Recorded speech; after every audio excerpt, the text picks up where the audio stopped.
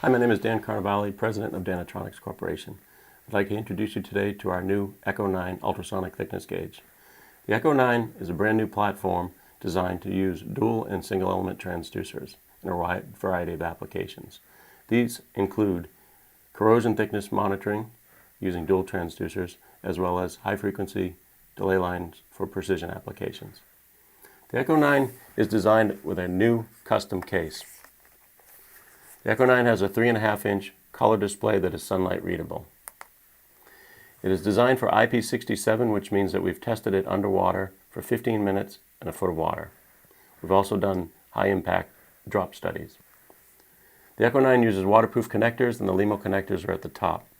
Through the USB port, you can recharge the Echo 9, good for 27 hours under normal operation. The custom bail is built in with an anti-friction slip, so when you press the instrument on the table, it's designed to stay in place. When it is closed, the instrument is easy to carry around, either through the chest harness, which should hang from the chest, or simply slide your finger into the back, put the wrist strap either around the left-hand side or the right-hand side.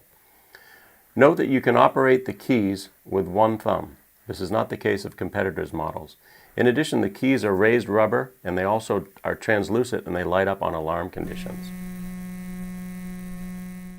The Echo 9 has several software options available.